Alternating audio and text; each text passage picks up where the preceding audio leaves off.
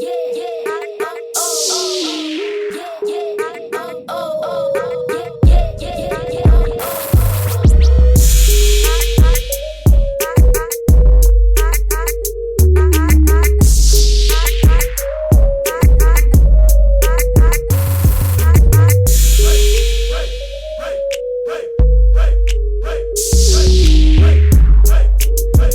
there, this is Tiff from Tiffany Micah Podcast, and welcome to today's episode. I'm really excited about talking about today's episode. It is part one of part two of actually two episodes, and the reason that I want to talk about this is because one is that I used to go through this when I was competing, especially as a junior, and then wanting to break into the professional ranks of tennis. I really experienced this in quite depth, and it was almost paralyzing. Well, it was paralyzing, and then I want to talk about that, show you actually what's going on when we're freaking out under pressure, and then how we can then put strategies in place in how to deal with that freaking out. Because if we're going to freak out, and there's things that are going to happen to us when we do freak out,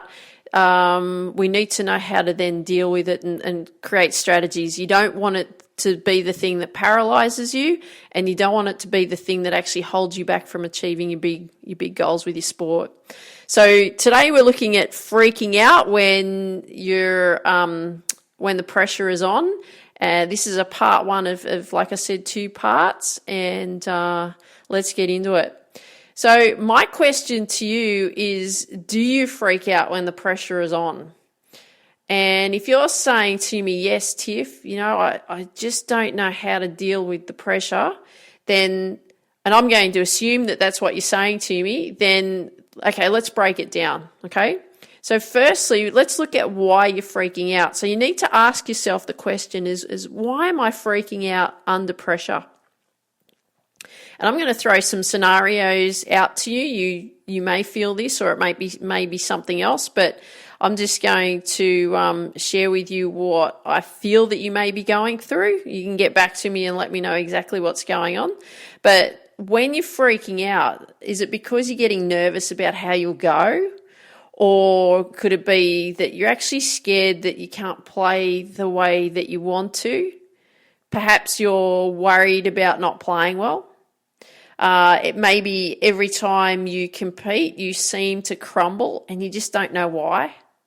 Or you may train so hard, but you get so nervous you just can't control the nerves. You may also get so worked up about your upcoming competition that you just can't think straight, like just everything's just buzzing around in your head. You want to do well, and you want to win, but you just can't seem to win or perform well. You freeze up. So, and what I mean by freezing up, you just can't move, right? You feel paralyzed. You may feel like you are hitting a brick wall and you just can't seem to break through that barrier, or you just don't know why you're freaking out, but you just are. Now, we can add lots of other reasons. There could be a number of things of these, what I've just shared with you, that are coming up for you. But these are some few, and a lot of those that I actually share with you, as I went through that too. But we need to acknowledge that the thing is, yep, you know what? This is going on. I am freaking out. And I want to say to you now, do not be hard on yourself, or even put yourself down in any way and say, I should be able to deal with this. I want you to just admit that you're freaking out, because it's awesome that you are admitting that, because you're now identifying that you know what, I've got a problem. And it's actually quite normal to freak out, because a lot of people do. A lot of athletes freak out. It's just then when we have those situations thrown at us, we all deal with those situations in a different way. So rather than you keep making the same mistakes over and over and you keep freaking out, I want to share with you right now is that, you know what you are doing is not working. you're creating that pattern. You've heard me in plenty of episodes talk about repeating the patterns and so on. But if you're repeating the same thing over and over again and you're not getting the results that you're after, there's something wrong with the strategy, okay? There's something wrong with the thought process around it. So we need to make sure that, you know what, okay, yep, I'm freaking out. There's pressure on me. I don't know how to deal with it. Great. What do I do? Okay, I'm just going to share with you what used to happen to me, especially when the big games were on when I was playing tennis, especially when I was playing against really, really good players. And you know, I used to walk into some of those matches thinking that I was never going to win, but I was so nervous that I couldn't think straight. And what was happening that I would get so worked up that my body would freeze up. And that's actually a physiological response. Because I'm so freaked out, my body would freeze up. And you know, like when you have the flu and your arms and your legs especially are so heavy, the muscles are so fatigued, and it's not pain, it's just fatigue. They just won't move. That was what I used to go through. And it's that feeling like that you've got the flu, but it's not the flu. It's just that you feel so heavy. You feel like you've run a marathon and you haven't, but physically you can't move. I remember playing some matches some particular matches that I used to get quite worked up about, and I physically couldn't move to the ball. I tried, but I felt like my body just didn't want to do it.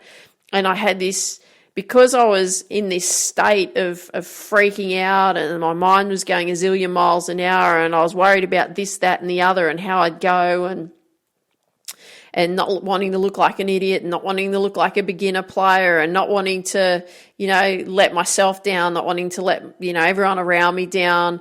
But and everyone saw so much potential in what I could do because I had all the skills and I did all the work. But in game time, when that came up, I would just freeze and I couldn't move to the ball. The ball would only be like 1 or 2 steps away from me, and my response time was much slower, and I felt like I was carrying concrete bricks, worse than that. Not just concrete bricks, but concrete pylons were my legs, and they just were stuck so deep into the ground. I just couldn't get them out of the ground to move. And you may be going through this, because I want to share with you that, you know what, it's okay to freak out, but we need to make sure that, okay, I've acknowledged that I'm freaking out, but how do I work through that? And when I took up golf later on, and I've shared with you before about my tennis demons coming back to haunt me and so on. There was a particular golf tournament I played, and I had to do this playing test for me to qualify into teaching. And you have to shoot a particular score and so on. I was really nervous because I'd only been playing golf for 3 years. And so what was happening was that I was hyperventilating. So I'd have to run off to the bathroom because I had pretty much diarrhea because I was so nervous about it. And I would run off to the bathroom. I must have gone to the bathroom about 6 times before I teed off. And every time I went to the bathroom and went through the process of what I was going through, I would hyperventilate as well. So I'd be, come on, Tiff, I can't breathe. How am I going to get through this? Right? And what I had learned at the time, nothing to what I know now, but at the time, because we're talking, 14, 15 years ago or something, but what I had learned at the time was that what I needed to do was to breathe, was to learn to breathe. So what I did was I had learnt this breathing strategy, and then I just focused on breathing so that it'd settle me down. So even when I was out playing in that particular playing test, and I got through, by the way, so that was good. That got me through. But when I was playing the tournament, because we had to play 18 holes the first day and 36 holes the next day, so it was 54 holes in 2 days. But what I was finding between each shot was that, and golf's great because you can have some time in between each shot to think about it. Like tennis, you don't have to, you don't have that luxury, or soccer, you do in some form, depending on what position you play and so on. And other sports, again, are very different. But in golf, you have that time to calm yourself down, ready for the next shot. So what I was finding is that I was talking to myself a lot, just saying, come on, Tiff, just keep breathing, focus on your breathing. And rather than thinking, oh my God, I'm so nervous, I wonder how I'm going to go, what I did was I focused on something that was going to benefit me to get me through. Just get me through. Whether or not I was going to qualify and be able to do that, I didn't know. My plan obviously was for that to happen, but what actually I was focused on was breathing to get me through it. Okay, so it was keeping me calm. So it can be done, right? But when you're freaking out, what freaking out really is, it's actually anxiety. And so what is anxiety? So this is a definition from a sports psychology point of view. It's a negative emotional state characterized by nervousness, worry, and apprehension. So in sport, it's really an unpleasant psychological state in reaction to perceived stress concerning the performance of a task under pressure. You're like, oof, that's a lot of words. So what does that mean to you? It really means that you're feeling the pressure both physically and mentally. That's what's going on. You're feeling it mentally, then it's causing these physical responses. Like I was talking about, the butterflies in the stomach, the freezing up of the body, can't think straight, you're all over the place mentally. So what I'm going to do here is I'm going to give you, because I want you to rank and see where you're at right now. So I'm going to give you a list of statements that I want you to rate them from 1 to 5. Now, 1 is actually feeling in total control. So the lower the score, the better. Okay, we're going to treat it like we would playing golf. The lower the score, the better. And 5 means you're feeling out of control. And then you can rate somewhere in between that. If you're not quite at 5 out of control, but you're sort of heading that way, it could be a 3 or a 4. Or you might not feel in total control, but you might be a 1 or a 2 or something like that, okay? There's no wrong answers here. It's just, we just want to get a measure of where you're at, okay? It's just a reality check. And what I want you to be thinking about is this is your baseline, okay? This is your baseline as where we are right now, okay? So we just want to understand you better and how your reactions are to competition, right? Your emotional reactions. So once we understand that what's actually going on for us, then we can create or craft, I like the word craft a plan to overcome what's actually going on so you're not freaking out, okay? So here are the statements, and I want you to rate yourself. So remember, 1 to 5, 1 is feeling in control, 5 is feeling out of control, and then, 3 is obviously somewhere in the middle, but I want you to rate them. So number 1, there's only 6 statements. My body feels tense. So I want you to rate it either 1 or 5 or somewhere in between. Number 2, I worry that I'll play badly. So again, rate that between 1 and 5. 1 is you're feeling in control, that you're not going to worry about playing badly, you don't worry about that. Or 5, that you're feeling out of control and you do worry. Number 3, I cannot think clearly during the game. So 1 is feeling in control, that you can think clearly, and 5 is feeling out of control and you can't think clearly. Number 4, my stomach feels upset. So number 1 is that you're feeling in control, so you don't have an upset stomach. Number 5 is you're feeling out of control and you do. You have an upset stomach, the butterflies, the whole works. Number 5, it's hard to concentrate on the game. So number 1 is you feeling like you can control and concentrate in the game, and number 5 is you find it really difficult to concentrate, and you feel like you're totally out of control. Like I was talking about how you focus, like I've talked about in previous episodes, whether you're drifting off or staying focused. Okay, so number 5 is out of control, and number 6, I worry that I'll let others down. So number 5, Number 6, I worry that I'll let others down. So 1 is feeling in control. so that you're not worried about letting other people down. And number 5 is that you do feel like you're going to let others down. Okay. Now, once you've had done those 6 statements, what I want you to do is add them up. So whether you've given them a 1 or a 5 or somewhere in between, I want you to then add up your total score. So the total score that you'd actually have would be, if all of that is concerning you completely out of control, you'll have a score of 30. If you've gone, no, you know what, I'm in total control for everything, then obviously you'll have a score of 6. So if you've got a score of 6, then I really congratulate you that you have a handle on it. But I'm actually going to assume that you actually didn't get 6. You got a much higher score, somewhere between, say, 15 and 30 points, because you're listening to me.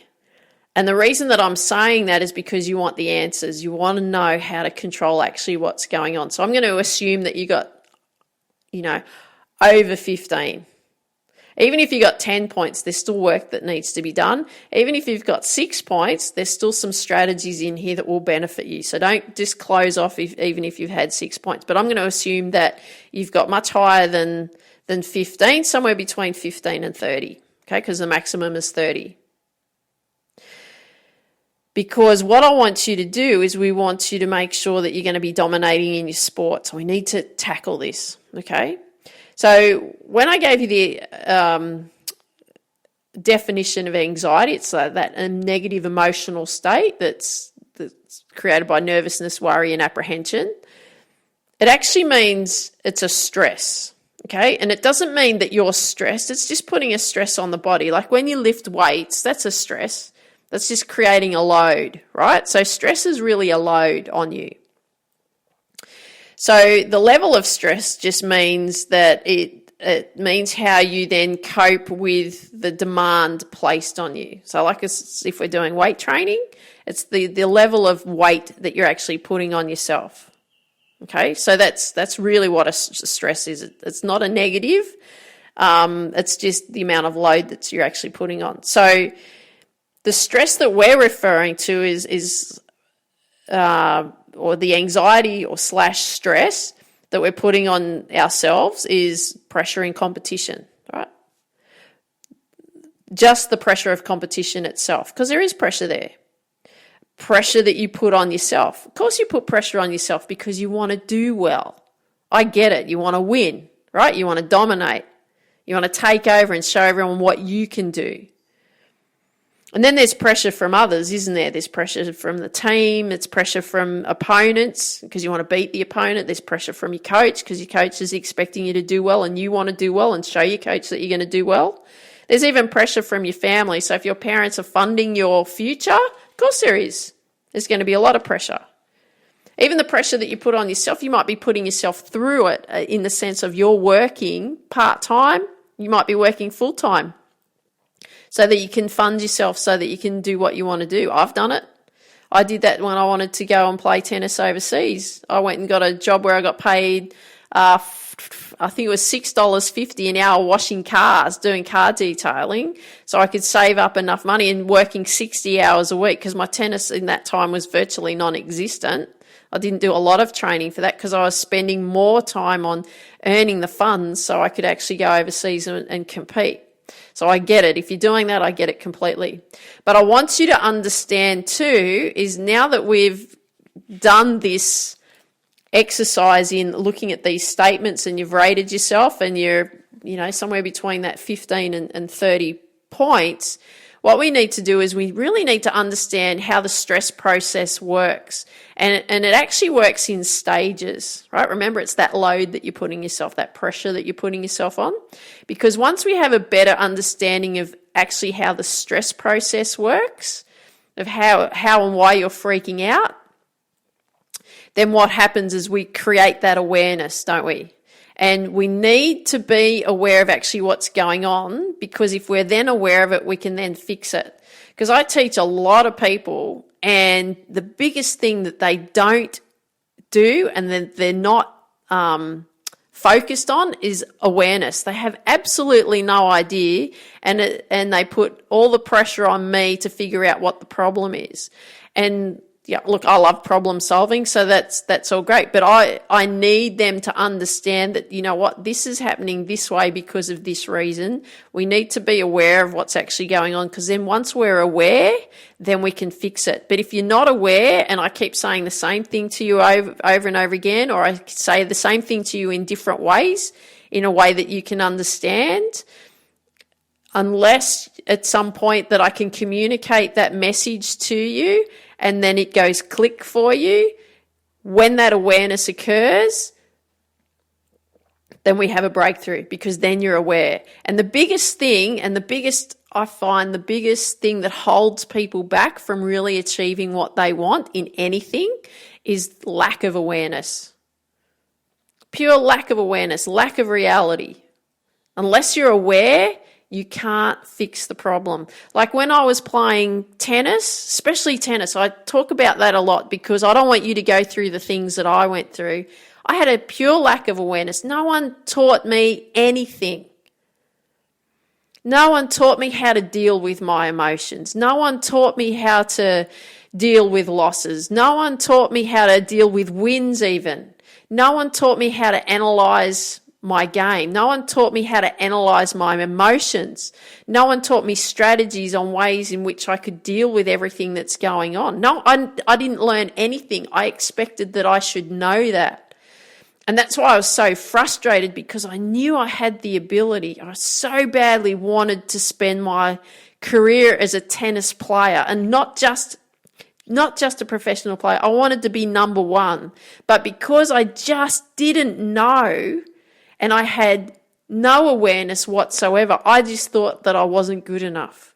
And just imagine, I always look back, I lived with regret for a long time. I've now come to terms with all of that and moved on. But why I share this with you is because if someone had said, Tiff, look, these things are going on. I understand why you're freaking out. Okay, let's really analyze what's going on, so then we can work out why you're feeling this way, so then we can put strategies in dealing with it, because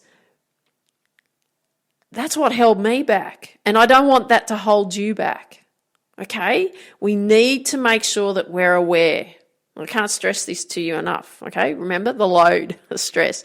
Okay, so there's 4 stages. I'm going to tell you what the sports psychology version is, but I'm also going to put it in a way in which we can understand it better, because especially in psychology and sports psychology and so on, there's a lot of theories and the way in which they write things. I'm sure you've read plenty of textbooks and so on. So a lot of textbooks tend to be written in a different type of language, and sometimes a little bit difficult to decipher what's actually being said. So I've looked at it, gone through these stages. I've made up some simple names for them so that you can then go, yep, okay, I get what Tiff means here. Okay, so the 4 stages. So stage 1 is the environmental demand. And really what it is it's your situation of pressure. Okay, so the environmental demand really means is that there's your situation of pressure. We're going to call it your situation of pressure, stage 1. What it means, it's some type of demand, some type of pressure, or some type of load is placed on you. So that load, that pressure could be physical. So that's like learning a new skill or skills. It could be pressure from others or yourself. But what it is it's a situation that is occurring, right? It's putting you under a form of pressure, whether it be internal pressure, whether it be external pressure, okay? So then stage 2 is the perception of the demand, right? So in simple terms, it's your perception of pressure, okay? So stage 2 is your perception of pressure. And what this is it's your interpretation of how you receive the pressure.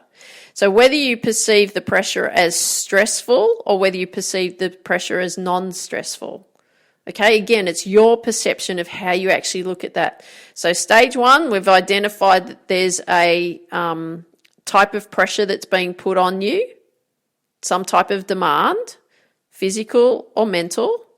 Then it's how you perceive it. So then it's mental, isn't it? So it's how you're actually perceiving that type of pressure. Stage 3 is then your stress response.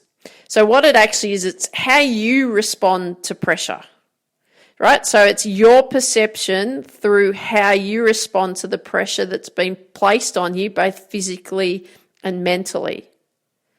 So you can think of it as anxiety or the body's reaction. So things like freezing up, like I've spoken to you about, that was always my stress response when I was putting that pressure on me.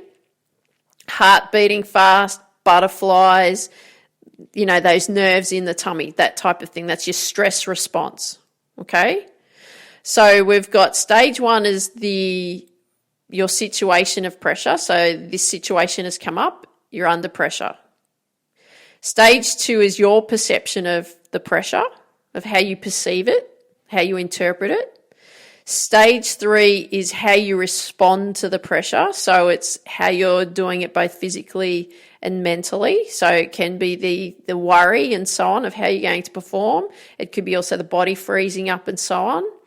And then stage 4 is actually the behavioural consequences. And what that really means to you is how you perform under that pressure, how you perform under that stress.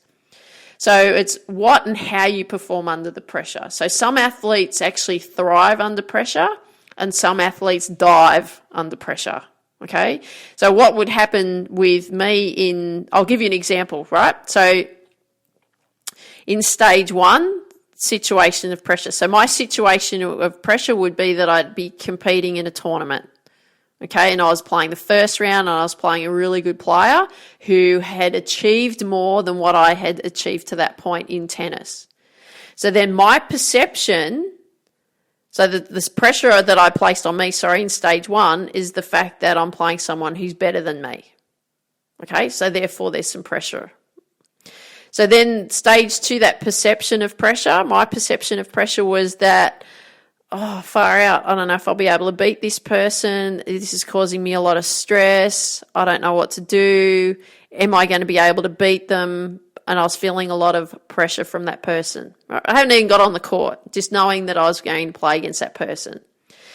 Then stage 3, how you respond to the pressure. So what would happen in specific tournaments for me was that I would freeze up, I'd get the butterflies in the tummy, my heart would beat fast, I couldn't move. That was my stress response. I couldn't think clearly. And then stage 4, how I performed under pressure. Well, what happened to me, because I was in such a state, I would dive under the pressure, not thrive.